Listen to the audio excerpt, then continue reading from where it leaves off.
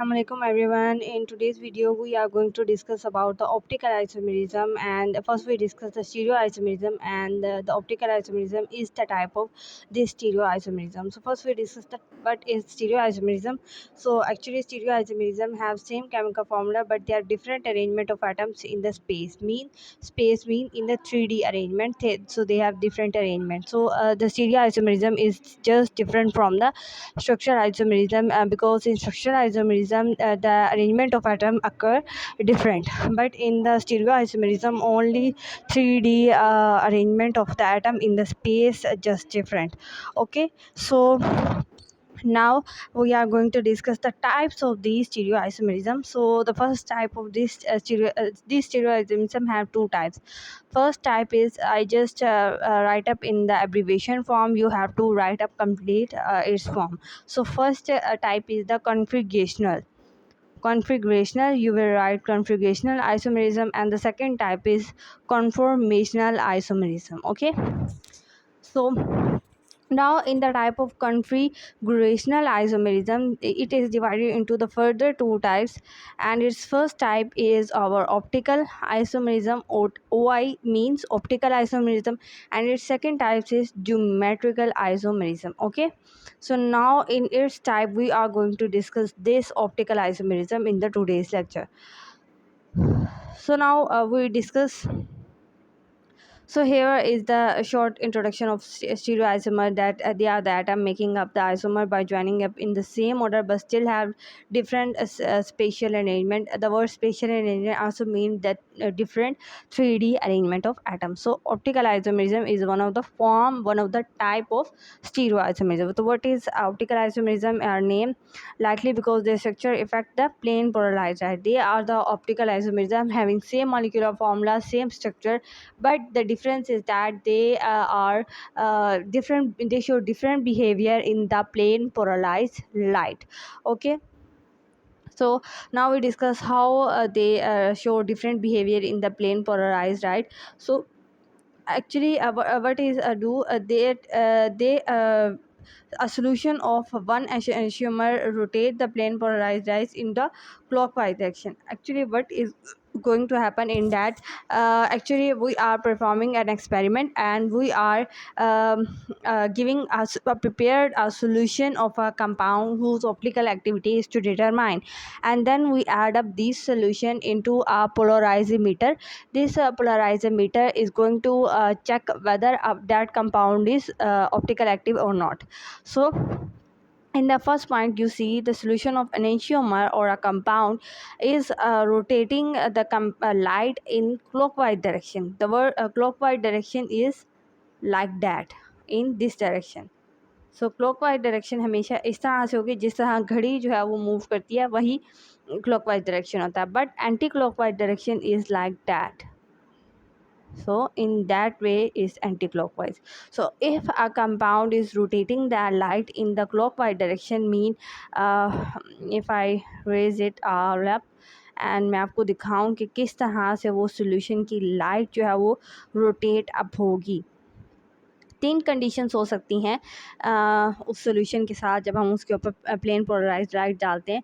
So first condition तो ये होती है, जैसे हमने ना जो पोलराइज्ड लाइट डाली, फॉर एग्जांपल ये लाइट का सोर्स है जिसमें से यहाँ से भी लाइट निकल रही है, यहाँ से भी लाइट निकल रही है, यहाँ से भी, तो ये प्लेन पोलराइज्ड लाइट नहीं है क्योंकि इसमें हर जगह से लाइट निकल रही है. हमने इसको प्लेन पोलराइज करना है तो हम इसको भेजते हैं एक निकोल प्रिज्म के ऊपर. सो ये निकोल प्रिज्म होता है, इसको पोलराइजोमीटर कहते हैं. इसके जाने के बाद हमारी जो लाइट है वो एक डायरेक्शन में प्लेन पोलराइज हो जाती है, यानी वो पहले चारों तरफ के डायरेक्शन में थी, अब वो सिर्फ एक ही डायरेक्शन में हो गई है, हमारी लाइट पोलराइज हो गई. अब इसी लाइट को हम पोलराइजोमीटर में डालेंगे. नीचे मैं बना रही हूँ आपके लिए, इस तरह का एक ट्यूब लाइट जो है वो स्ट्रक्चर बनता है और इसको हम कहते हैं पोलराइजोमीटर. अब इस पोलराइजोमीटर के अंदर आपका वो सोल्यूशन होता है जिसकी आपने ऑप्टिकल एक्टिविटी फाइंड आउट करनी है. अब फॉर एग्जांपल मैं ये डॉट डॉट से ये चीज़ ज़ाहिर कर रही हूँ कि इसके अंदर वही सोल्यूशन है जिसकी आपने ऑप्टिकल एक्टिव फाइंड आउट करनी है. अब आप इसी लाइट को इसी पोलराइजोमीटर में डालेंगे और उसके बाद आपको तीन रिजल्ट्स मिलेंगे. पहला रिज़ल्ट ये होगा कि आपकी जो लाइन है वो बिल्कुल वैसी रही है जैसे वो पहले थी. ठीक है, बिल्कुल वैसे रही है. दूसरा रिज़ल्ट ये होगा कि हमारी जो पहली वाली लाइन थी वो कुछ इस तरह की थी। अब जो न्यू लाइन आई है वो किस फॉर्म में आई है, वो इस तरफ इस तरह से रोटेट हो गई है। तो ये किस तरफ रोटेट हुई है, क्लॉकवाइज डायरेक्शन में, ठीक है। अब एक और लाइन आएगी जो कि रोटेट होगी किस फॉर्म में, एंटी क्लॉकवाइज में। अब मैं एंटी क्लॉकवाइज रोटेशन की ये लाइन मैंने बना दी है और ये हुआ है एंटी क्लॉकवाइज डायरेक्शन में रोटेशन में हुआ है, ठीक है। सो अब आप लोग देख सकते हो, तो यहाँ पर इसके दरमियान एक एंगल बनेगा, यहाँ पर इसके दरमियान एक एंगल बनेगा, इधर एक एंगल बनेगा, इधर एक एंगल बनेगा। तो इस तरह से अब आप देख सकते, अब आपके पास 3 रिज़ल्ट आए हैं। एक वो है कि जिसमें पोलराइजोमीटर ने जो लाइट है उसकी कोई भी डायरेक्शन चेंज नहीं की, जो जैसे पहले थी वो वैसे आ गई है। अगर वो लाइट जैसे पहले थी वैसे आ जाए, इसका मतलब यह है कि वो जो ऑप्टिकल कंपाउंड जिसका सोल्यूशन हमने पोलराइजोमीटर के अंदर डाला था, इस मीन कि वो ऑप्टिकल एक्टिव नहीं था, वो ऑप्टिकल इनएक्टिव था। If the light direction rotated toward the clockwise direction, it's mean this is optical compound, and due to because it is rotating the light in the clockwise direction, so it is the D isomer, because it is D isomer, small d से हम इसको ज़ाहिर करेंगे, और ये होगा dextro rotatory. ये क्या होगा, डेक्स्ट्रो रोटेटरी आइसोमर है ये हमारा, ठीक है। और इसको हम पॉजिटिव साइन से इंडिकेट करते हैं, ये भी चीज़ आपने याद रखनी है। अब ये जो जो एंटी क्लॉकवाइज रोटेट कर रहा है इसको हम लोग स्मॉल एल से रिप्रेजेंट करते हैं, ठीक है। और हम इसको लीवो कहते हैं, LEVO, हम इसको लीवो कहते हैं, और ये इसको हम नेगेटिव साइन से जो है वो इंडिकेट कर रहे होते हैं, ठीक है। सो आई होप कि ये चीज़ आप लोगों को समझ आ गई होगी। अब आप लोग देख सकते हो कि पहला रिजल्ट क्या आया है कि हमारे पास पॉजिटिव फॉर्म आई है। मतलब क्या है, क्योंकि वो क्लॉकवाइज हुआ है तो हमारे पास डी आइसोमर यहाँ पर बन गया है। लेकिन अगर हम यहाँ देखें तो यहाँ पर हम जैसे एग्जांपल इन्होंने दी है एलिनीन की, सो एलिनीन प्लस जो है वो एलिनीन आया है, तो इसका मतलब क्या है कि एलिनीन हमारा डी आइसोमर उसका आया है। एक और अदर सोल्यूशन है और वो एंटी क्लॉकवाइज जा रहा है, तो उसको हम नेगेटिव से रिप्रेजेंट करें, और नेगेटिव एलानीन भी होता है, ठीक है। जिसका पॉजिटिव एलानीन है उसका नेगेटिव भी होगा। If the solutions are equally considerated, equal amount of rotation अगर होती है, तो वो क्या होगा, एग्जैक्टली सेम आएगा, उसका कोई भी ऑपोजिट डायरेक्शन में नहीं होगा, और उस वो ऑप्टिकल इनएक्टिव होगा, ठीक है। अच्छा, कुछ एक ये होता है रेसिमेट मिक्सचर, तो इसका कॉन्सेप्ट वैसे तो अलग है इस चैप्टर से, बट मैं यहीं पर आई आपको इसके बारे में समझा देती हूँ कि ऑप्टिकल एक्टिव जो सब्सटेंसेस हैं वो बनते हैं लैब के अंदर। अगर हम क्या करें, और 2 ऑप्टिकल एक्टिव के सब्सटेंसेस लें, जैसे एक बीकर में मेरे पास यहाँ पर एक ऑप्टिकल सॉल्यूशन पड़ा हुआ है, ठीक है। एक और मैं बीकर लेती हूँ और उसके अंदर भी ऑप्टिकल सॉल्यूशन बना हुआ है। अच्छा, अब ये समझ लो कि इसके अंदर मैंने डी आइसोमर भरा हुआ था, इसके अंदर मैंने एल आइसोमर भर दिया। वो दोनों डिफरेंट है क्योंकि ये रोटेट हुआ क्लॉकवाइज डायरेक्शन में, और ये वाला रोटेट हुआ एंटी क्लॉकवाइज डायरेक्शन में। सो अब मैं अगर इन दोनों को मिला देती हूँ एक बीकर के अंदर, अब क्या होगा, अब हमारे पास देखिए एक ही बीकर के अंदर ये एल आइसोमर भी आ गए, डी आइसोमर भी आ गए, ठीक है। तो इस वाले मिक्सचर को हम लोग कहते हैं रेसीमेट, रेसीमेट, क्योंकि इसके अंदर दोनों आइसोमर मिल गए हैं, ठीक है। इसको हम रेसिमिक मिक्सचर भी कहते हैं, और ये ऑप्टिकल इनएक्टिव होता है, ठीक है ना। देखो 2 ऑप्टिकल एक्टिव मिल गए हैं, इसने अपनी इसकी एबिलिटी कैंसिल कर दी, इसने इसकी एबिलिटी कैंसिल कर दी, तो एज अ रिज़ल्ट हमारे पास जो कंपाउंड है वो ऑप्टिकल इनएक्टिव हो जाएगा। और अगर हम इस सोल्यूशन में से, ये वाला जो हमारा सोल्यूशन बना है, अगर मैं इसमें से प्लेन पोलराइज लाइट पास करूं, तो वो प्लेन पोलराइज लाइट के ऊपर कोई इफ़ेक्ट नहीं डालेगा, जिसकी वजह से हमें ये पता लगता है कि हमारा कंपाउंड ऑप्टिकल इनएक्टिव हो चुका है, ठीक है। तो ये कंसेप्ट था हमारा रेसिमिक का और रेसिमेट का। अच्छा, ये नोट कुछ लिखा हुआ है तो हम इसको भी पढ़ लेते कि one of the worry thing about the optical isomerism is the number of absurd word that suddenly thrown at you, bear it if the things are showing gone, and realize the alternative form of describing positive and negative form, and D and L अच्छा, यहाँ पर ये वाले ऊपर वाला तो आपने नहीं करना है बिल्कुल ही, आपने जो नीचे वाली चीज़ को समझनी है कि यहाँ पर हम जो डी और एल लेटर है वो कह रहे हैं कि हम इसको स्मॉल लेटर में लिखेंगे। अगर आप स्मॉल लेटर में लिखेंगे तो उसका मतलब होगा डेक्स्ट्रो रोटेटरी और लीवो रोटेटरी। बट अगर आप इसको कैपिटल डी या कैपिटल एल से लिखते हैं तो वो जो है एक नई टर्म बन जाएगी, वो स्टीरियो आइसोमर के आइसोमर्स जो हैं वो बन जाएंगे। सो इसलिए आपने इसमें से कन्फ्यूजन को हटाना है और अपना जो है एक राइट डायरेक्शन पे जाना है। सो आप हमेशा इसके लिए स्मॉल डी और स्मॉल एल को यूज़ करेंगे। अब नेक्स्ट चीज़ ये है कि how optical isomers are arise, कि अराइज किस तरह से हुए हैं। तो ये यहाँ पर एग्जांपल दी हुई है आपको डिफरेंट कलरिंग से, जिससे आप लोग देख सकते हैं। So example of organic isomers required at the level of A contain the carbon join with the 4 groups. ये चीज़ आपने याद रखनी है कि जो हमें चाहिए ना ऑप्टिकल आइसोमरिज्म के लिए कार्बन, उस कार्बन के साथ 4 डिफरेंट ग्रुप्स अटैच होने चाहिए। मीन्स क्या हो कि वो कार्बन हमारे पास कायरल कार्बन हो। कायरल कार्बन कौन से होते हैं? जिसके साथ कार्बन के साथ डिफरेंट ग्रुप्स होते हैं। अगर मैं अब आपको ना समझाती हूँ, ये फॉर एग्जांपल ये कार्बन है, इसके साथ 4 ग्रुप्स अटैच हो सकते हैं। आपको पता है कार्बन की 4 वैलेंसी होती है।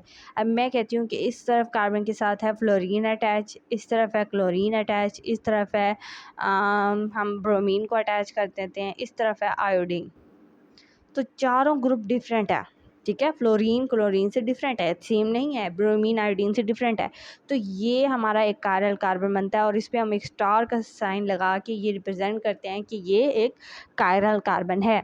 सो ऑप्टिकल आइसोमेरिज्म सिर्फ ऐसे ही कार्बन शो कर सकते हैं जिनके पास 4 डिफरेंट ग्रुप जो हैं वो अटैच होते हैं, ठीक है। अब इस वाले जो एग्जांपल में यहाँ पर और यहाँ पर यही चीज़ शो की गई है, ठीक है।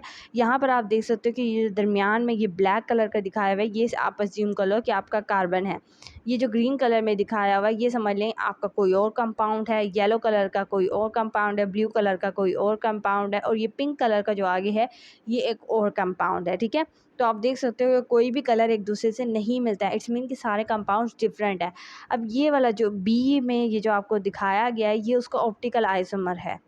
किस तरह से ये ऑप्टिकल आइसोमरिज्म है? देखिए, अगर मैं इसके आगे मिरर रख दूँ, कंसीडर करो कि मैंने इस वाले सब्सटेंस के आगे मिरर रख दिया है, तो क्या होगा? बिल्कुल मिरर में उसको अपना अक्स नज़र आएगा। और उसका अपना अक्स कैसे नज़र आएगा कि उसका ये वाला जो हाथ है ये इसी हाथ के आगे होगा, ये वाला हाथ इसी हाथ के आगे होगा, और ये जो उसका पिछला हाथ है मतलब वो उसके पिछले हाथ के जैसे होगा, ठीक है। और जो उसके आगे है वो उसके आगे ही रहेगा। आप अगर आप अपने आप को शीशे में देखें तो वो भी तो बिल्कुल वैसे ही नज़र आता है ना। तो वो चीज़ यहाँ पर दिखाई गई है।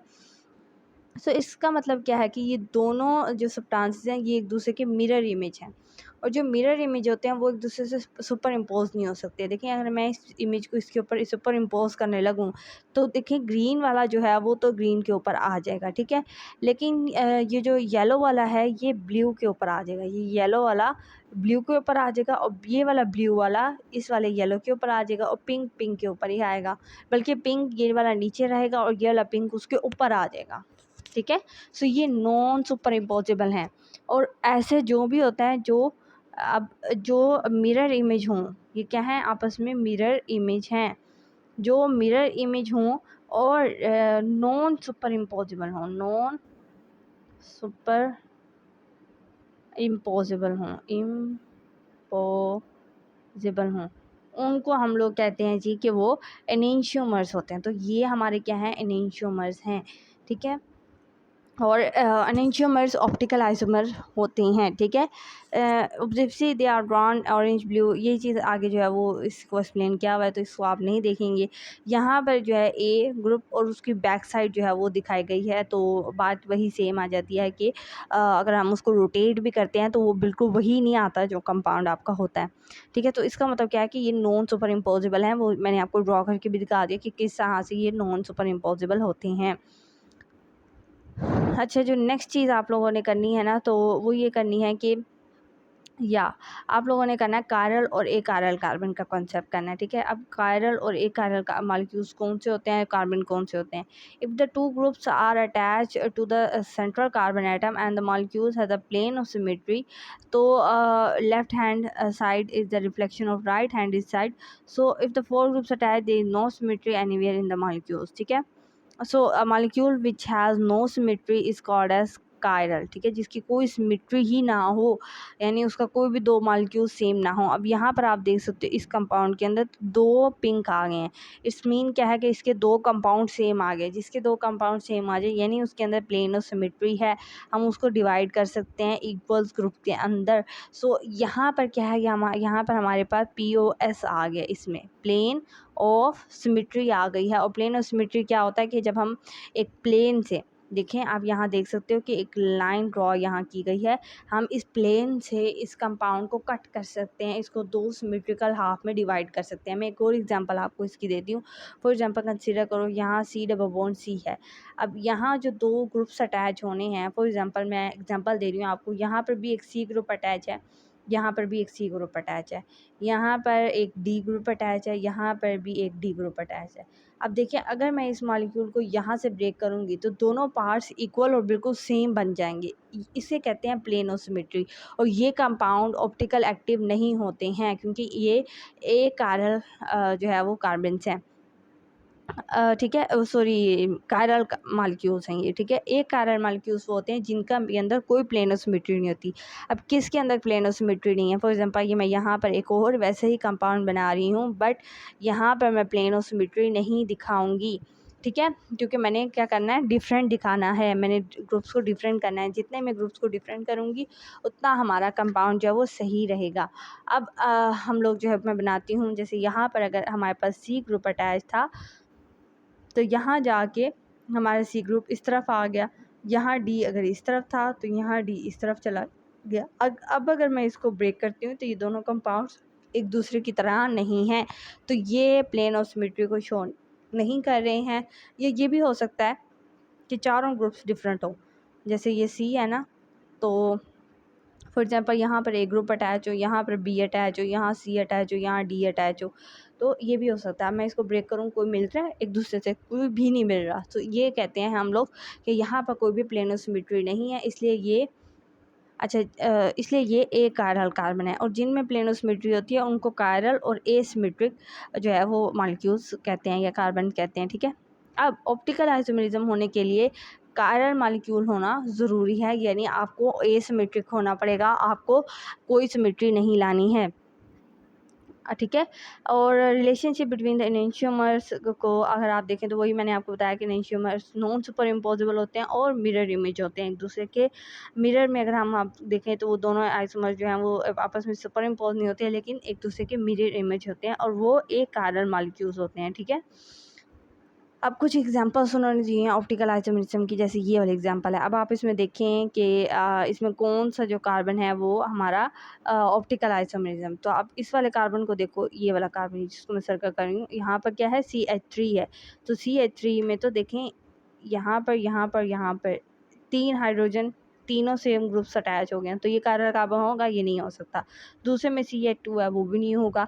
तीसरे में ये वाला CH3 है, ये भी नहीं होगा। तो बचा ये वाला कार्बन, ये वाला, तो ये वाला कार्बन है क्योंकि इसके चारों तरफ डिफरेंट ग्रुप हैं।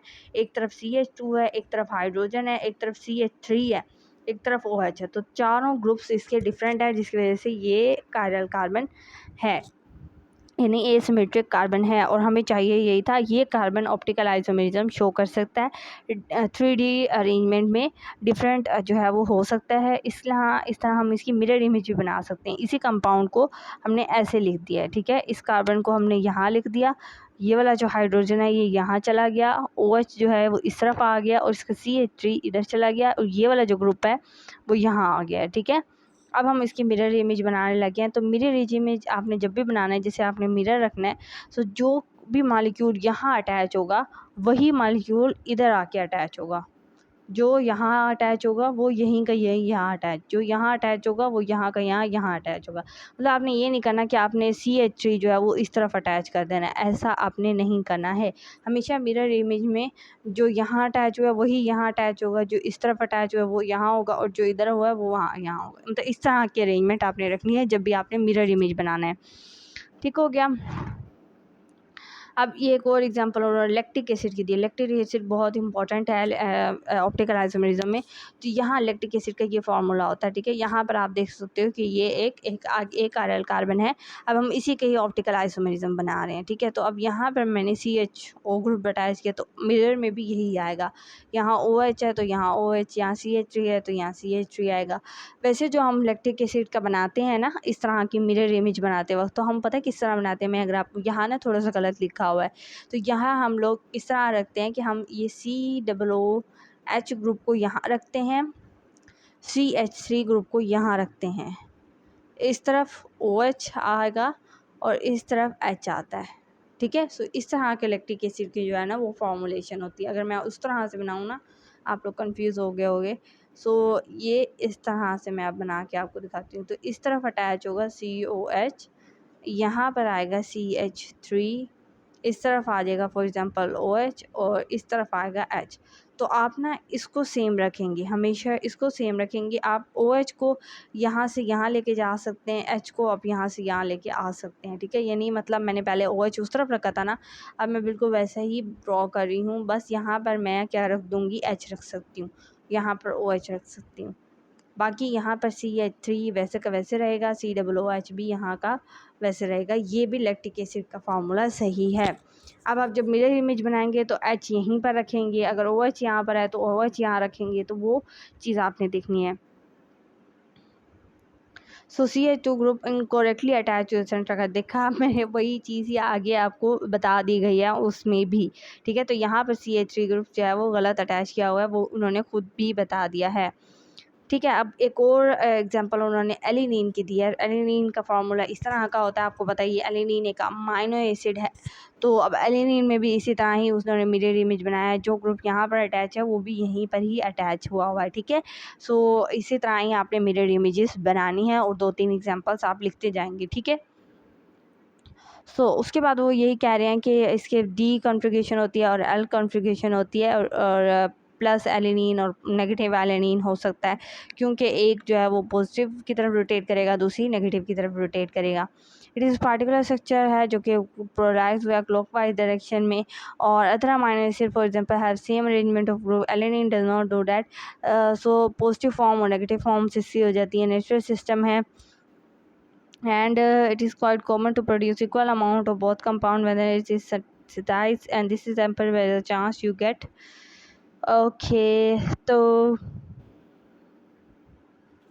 अच्छा जो नेक्स्ट चीज़ आगे इस वाली ऐप में दी गई है, वो दी गई है कि आइडेंटिफाई करो दोबारा कायरल सेंटर्स को इन स्ट्रक्चर फार्मूलाज के अंदर। सो आई होप कि आप लोगों को अब पता लग चुका है कि कायरल कार्बन किस तरह ढूंढने हैं, ठीक है। सो आई थिंक कि अब आपको इसमें परेशानी नहीं होगी। जैसे अगर आप इस फार्मूले में देने हैं तो जल्दी से बताएं कौन सा है कायरल कार्बन, जल्दी से करते हैं हम लोग इसको। ये वाला कार्बन था, ठीक है। सो आई होप कि आप लोगों को ये चीज़ अब आ गई होगी, ठीक है ना। अब यहाँ पर आप लोग देखो तो इस कार्बन के साथ भी देखें, इस कार्बन के साथ भी, इसके भी साथ देखें, तो हमेशा ये जो खाली ब्रांचेस बनती हैं इनके साथ तो CH3 अटैच होता है। सो यहाँ समझ लो CH2 अटैच होगा, और यही कार्बन जो है ये जिस पे अब मैं डॉट लगा रही हूँ, सो यही ही एक कार्बन है, ठीक है। सो अगर मैं अब आपको एक और एग्जांपल दूँ, देखिए ये वाली एग्जांपल है। यहाँ पर क्या है, ये वाला भी ग्रुप है, ये वाला भी ग्रुप अटैच है, ठीक है। ये दोनों ग्रुप्स अटैच हैं।